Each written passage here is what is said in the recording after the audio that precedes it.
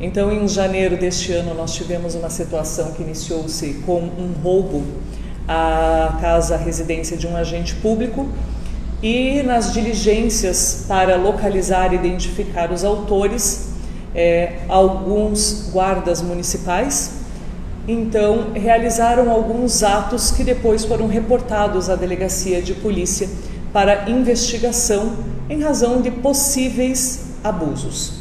Então, foi instaurado um inquérito policial.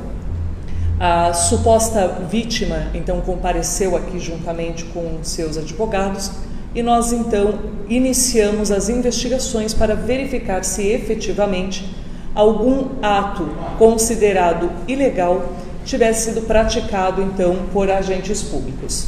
A investigação, ela correu por algum tempo, tendo em vista que nós tentamos ser bastante cautelosos e criteriosos na investigação, em razão de se tratar de uma conduta bastante séria, né? E como eu já disse antes para a população, que a gente já conversou sobre isso, nós iremos ser rigorosos e imparciais naquilo que nós estávamos fazendo. Vários agentes públicos, praticamente todos aqueles que estavam participando das diligências, vejam bem, foram ouvidas, por volta de 36 pessoas, para que nós soubéssemos exatamente qual foi a colaboração, o que cada um estava fazendo, até porque nós temos que lembrar que quando tratamos de conduta criminal, nós precisamos individualizar a conduta de cada uma dessas pessoas investigadas. Ao final, então, das investigações, nós concluímos as investigações, o inquérito logo vai ser encaminhado, então, para o Ministério Público, para fins de que ele possa estar tomando as providências que o membro ministerial entender cabível. Nós verificamos que 4 desses agentes públicos, eles, a princípio, há indícios de prática delituosa por parte deles. Então, verificamos, volto a dizer, isso é uma apuração para fins de inquérito. A efetiva prova vai ficar durante a ação penal, mas então, por enquanto, os indícios nos apontam os crimes de tortura, os crimes de abuso de autoridade e de dano. Esses 4 indivíduos serão indiciados pela prática desses delitos. Cópia do procedimento já foi requisitado pela corregedoria deles, porque nós temos que nos lembrar que o que nós estamos tratando aqui é de uma investigação criminal. Existe ainda a responsabilização administrativa, que não nos cabe. Então, como é de praxe, a instituição solicitou para a gente cópia do procedimento para que eles possam instruir a questão administrativa. Então, para nós aqui, o inquérito, as investigações, elas se findaram. Obviamente que se outros elementos, outros indícios forem trazidos à tona, foram nos encaminhados, nós daremos continuidade, mas acredito que neste momento, referente àquela conduta específica, as investigações, então, elas já estão concluídas. A investigação apontou a autoria dos 2 homens naquele caso de assalto, de roubo? Então, com relação ao roubo, as investigações, elas ainda continuam. Com relação, porque isso foi um desdobramento, as situações que envolveram agentes públicos, mais especificamente da Guarda Municipal de Cascavel, elas foram uma continuidade às investigações, ou melhor, investigações não, às diligências, após a prática delituosa. Mas nós sabemos que esses 2 eventos, eles não se coincidem. Então, esses 2 indivíduos que vieram reportar supostos abusos, não são os autores daquele roubo. Então, com relação ao roubo, nós temos uma investigação independente que está em continuidade, enquanto que daí foi apurado a suposta prática de tortura. Como que as investigações apontaram, doutora, a culpa, ou os indícios de tortura e desses crimes de abuso de autoridade de dano por parte desses 4 guardas? O que eles fizeram e quais os indícios que levaram a senhora a chegar a essa conclusão? Quando a gente trata de um crime, o crime de tortura, ele se caracteriza justamente por haver uma lesão corporal via de regra, não é? Só que estas agressões, elas precisam ter uma finalidade específica. Você agredir uma pessoa apenas pelo objetivo de fazer esta agressão, ela não gera o crime de tortura, que é um crime extremamente grave, né? Então, a tortura ela se classifica com a agressão com a finalidade de, e a finalidade de pode ser que a pessoa confesse a prática de um delito, que ela pratique uma conduta que a pessoa, que o indivíduo, vamos dizer assim, o torturador, ele queira. Então, como que eu, né, como presidente do inquérito, cheguei a esse indício? Obviamente, escutando todas as pessoas envolvidas, com bastante rigor, com bastante detalhe, por isso que a investigação foi longa, tendo em vista o número de pessoas que deveriam ser ouvidas, e ao ouvir os indivíduos em específico, não é? As versões apresentadas, elas não me apresentaram tão consistentes, né? Dando indícios, porque lembra-se, o inquérito é indício, não é prova, né? Os indícios apontaram que realmente houve o dolo, a vontade livre e consciente de praticar crimes graves como esse, que são as agressões, para que o fim de que a pessoa confessasse a prática do delito. Doutora, por exemplo, assim, para a gente poder entender melhor sobre esses 4 aí, foram aqueles que primeiro chegaram na casa dele, teria, no caso, por exemplo, algum arrombamento dessa residência, como é que ela foi aberta, como é que eles entraram? Essas perguntas aí foram possíveis serem respondidas durante o inquérito? Sim, preliminarmente a gente pode dizer que não foram as 4 pessoas que chegaram, porque nós temos que lembrar o seguinte: este é um evento bastante complexo, tá? Nós não temos, como são muitas pessoas envolvidas, nós não temos algo, vamos dizer assim, uma cena que a gente chama limpa. Você não tem 4 pessoas que saem de determinado local, vão a outro local, realizam um ato e vamos dizer assim, a cena terminou, a cena criminosa terminou. Não, nós temos vários pontos que têm que ser levados em consideração. Então eu não posso te dizer que foram as 4 pessoas que primeiro chegaram na casa, não foram, tá? Porque nós temos, volto a dizer, nós temos a ida até a residência, depois nós temos o encontro de objetos que efetivamente foram encontrados ali, objetos lícitos, né, como o aparelho celular.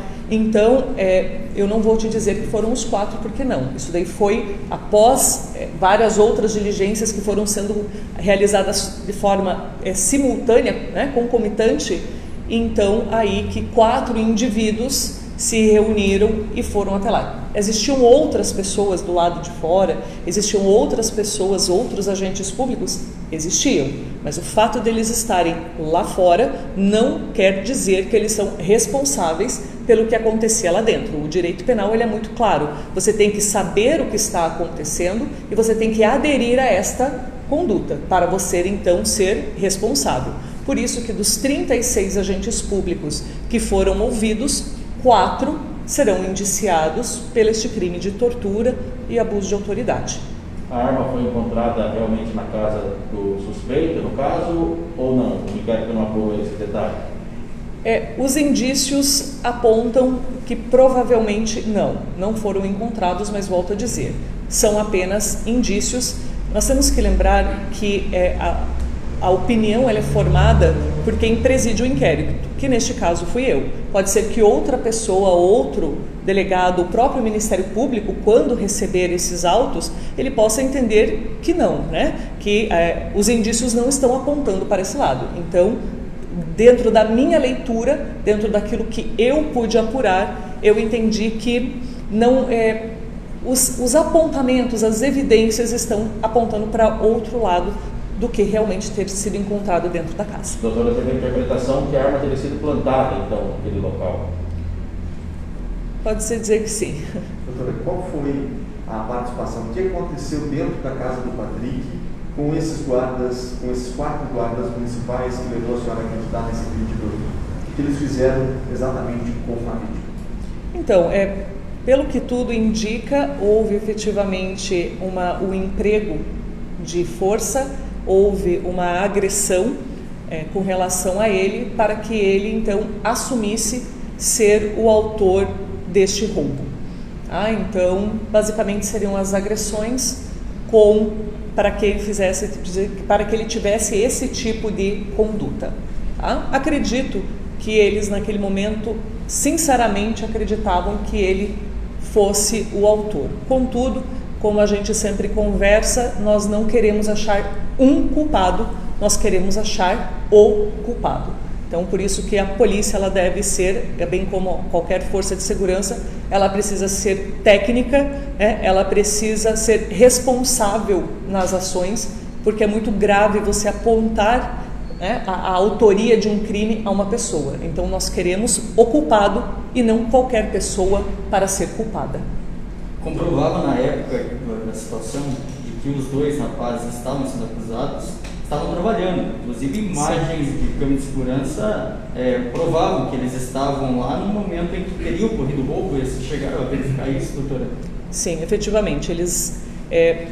Por que nós descartamos com certeza a autoria do roubo por parte desses dois indivíduos, então, ora vítimas da outra investigação? Porque eles comprovaram mediante imagens de que efetivamente durante toda a tarde, bem como após a prática delitiva do roubo, eles estavam trabalhando ou dentro de uma loja de conveniências num posto de gasolina, consumindo lanches. Eles tinham acabado de sair do trabalho. Então, não é possível que uma pessoa esteja em dois lugares ao mesmo tempo. Então, com certeza, esses dois não foram os autores imediatos pelo menos. Não foram eles que executaram o delito. Doutor, houve muita divergência durante os depoimentos prestados? Não. Os outros 32 guardas municipais, eles foram muito coesos e consistentes naquilo que eles falaram, e que, vamos combinar, ao ouvir 36 pessoas, é difícil que se combine uma versão, até porque cada um relatou aonde estava. Então, e efetivamente, conforme eu ia ouvindo, as pessoas que estavam supostamente com X ou com Y relatavam exatamente a mesma conduta, porque, volto a lhe dizer, quando se inicia esse tipo de diligência, eles se espalharam para ir verificando denúncias que chegam, a própria população vai indicando. Então, obviamente, houve o quê? Eles se espalharam, Cada grupo foi ver uma situação e foram bastante coesos naquilo que eles comentaram. Agora, doutora, bate de frente com o lema dos órgãos de segurança pública, que é na verdade, proteger a comunidade.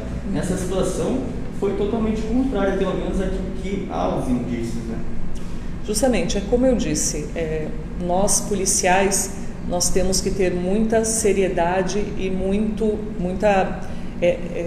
fazer um trabalho muito técnico quando nós estamos agindo. Por quê? A população ela tem que entender que nós estamos trabalhando a favor dela e não contra ela.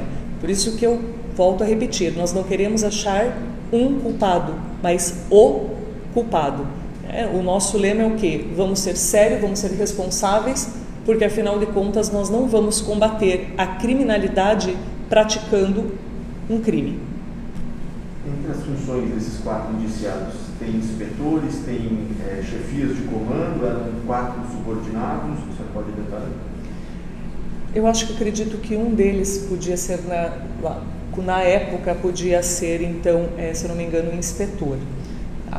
Mas, em razão de como a dinâmica foi montada ali, depois quando eles iniciaram as diligências, não houve muito uma questão de comando, em que um indivíduo saía dividindo as tarefas. Meio que as pessoas foram para o local e ali elas passaram a elas se organizarem. Em razão ali da rapidez com que aconteceu, da gravidade do fato criminoso anterior, que foi o roubo. Então, eu não poderia dizer que foi um indivíduo que falou, olha, vocês vão para esse lado, vou dividir as tarefas. Não, eles ali se organizaram e realizaram as ações que acharam mais convenientes serem feitas. Agiram pela emoção, então. Totalmente. Não acredito que sejam pessoas que de uma forma fria e premeditada praticariam um delito, mas quando você está dentro de uma ação, quando é alguém, eu gosto de dizer que é quando alguém da sua família, porque nós policiais entendemos que a polícia é a sua família, né? Então, quando é alguém da sua família, eu acho que eles acabaram ficando muito emocionados, ficaram muito agitados e acabaram, então, tendo essa conduta reprovável. Ok, tá bem?